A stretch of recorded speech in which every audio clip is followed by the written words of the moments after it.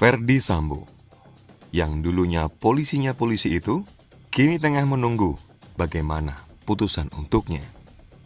Selain Sambo, masih ada sosok lain yang ikut dalam rengkuhan tangannya. Putri Chandrawati, istri Ferdy Sambo. Baradae, yang belakangan dikenal dengan Eliezer atau Richard. Bribka R yang lalu disebut dengan Bribka Ricky Rizal. Dan yang terakhir, Kuat Ma'ruf, sopir sang mantan jenderal. Perkara dimulai dari Ferdy Sambo saat masih menjabat Kadif Propam Polri membuat laporan ke Polres Metro Jakarta Selatan pada Jumat 8 Juli 2022. Sambo melapor soal kontak tembak antara Brigadir J atau Yosua dengan Baradae. Peristiwa adu tembak itu disebut-sebut karena Brigadir J melakukan pelecehan seksual kepada Putri Chandrawati, istri Ferdy Sambo. Kemudian, saksi dari insiden itu adalah Kuat Ma'ruf, Bribka RR, dan Baradae. Saat itu, jenazah Brigadir J atau Yosua diboyong ke Rumah Sakit Bayangkara Polri tingkat 1. Senin, 11 Juli 2022, Karopenmas Divisi Humas Polri, Brigjen Ahmad Ramadan menggelar jumpa pers dengan materi dari Divisi Propam.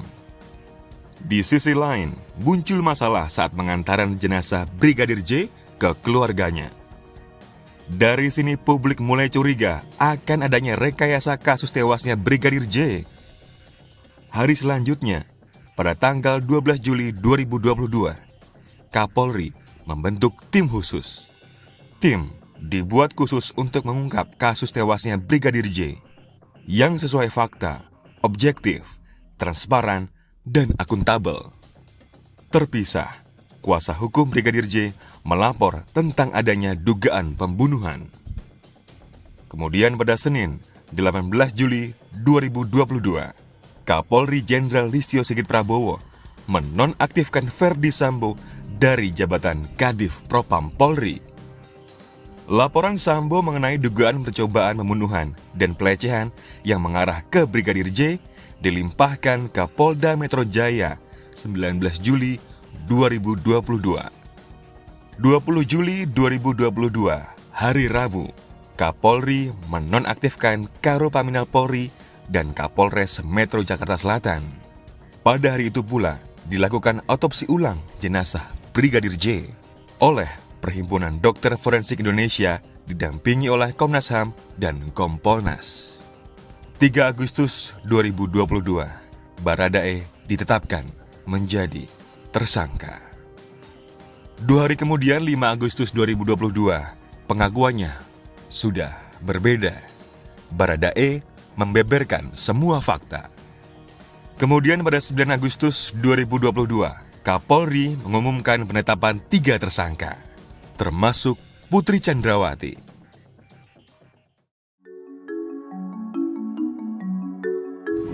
Sosok yang punya power besar. Kasus pembunuhan. Polisi berkasus dalam pembunuhan sih setahu saya. Sidang yang bertele-tele.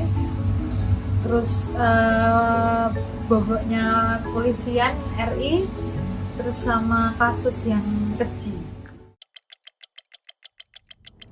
Sebelum menuju ke sidang, mari kita ingat kembali apa saja hal yang berkaitan dalam kasus Sambo ini. Sejak kasus ini mencuat, hampir semua konten membahas kasus kematian Brigadir J atau Yosua. Tetapi begitu ada peristiwa FS, runyam semuanya. Saudara, tersangka pembunuhan Brigadir Yosua Huta Barat yang melibatkan Irjen Ferdy Sambo. Sebuah peristiwa pembunuhan yang awalnya dibungkus rapi, kompak menyebut tidak bersalah dan menyalahkan Ferdy Sambo. Persidangan, Putri tetap mengaku sebagai korban pelecehan seksual Yosua meski jaksa menyebut tak ada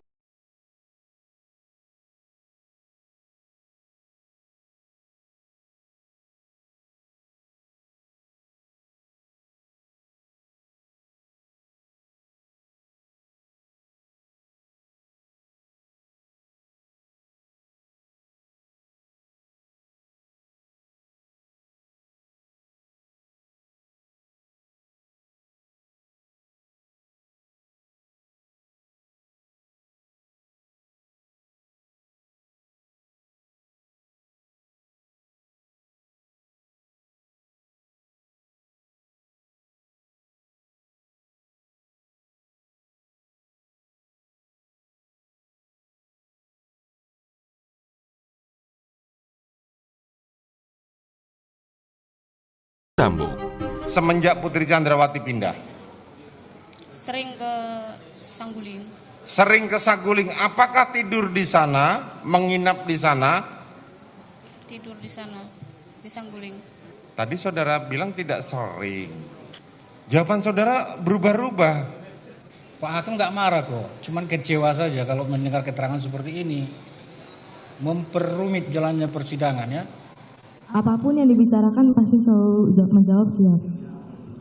Iya atau tidak, Mas? Siap. Ada pula momen seperti ini ketika hakim tertawa mendengar jawaban mereka. Si Ricky dengan si Joshua kemana? Saya tidak tahu. Saya turun kan langsung masuk ke dalam sama ibu. Lah kok saudara tiba-tiba bisa keluar mau manggil? Lah karena di dalam nggak kelihatan. Tadi saya tidak melihat Pak Sambo nembak. Inilah yang gue bilang, kalian sudah merencanakan dari awal. Iya kan? Saya yang mengalami yang mulia, ada di situ yang mulia.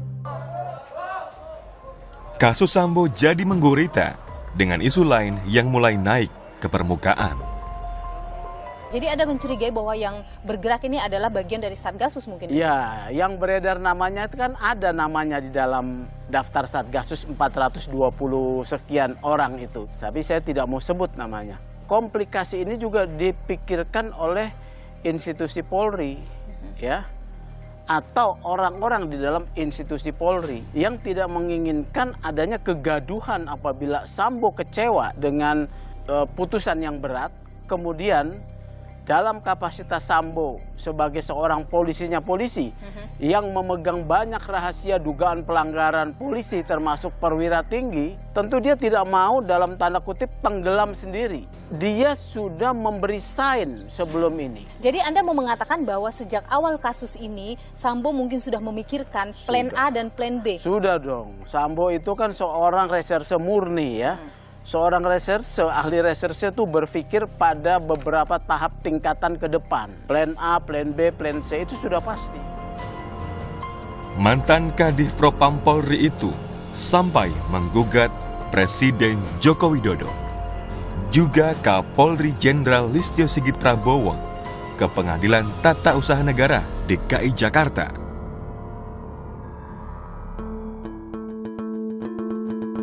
Sidang perdana terdakwa Ferdi Sambo digelar pada 17 Oktober.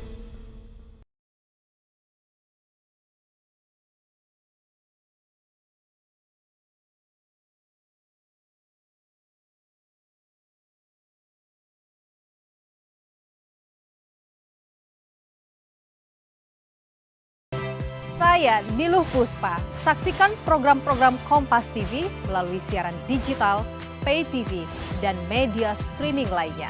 Kompas TV, independen, terpercaya.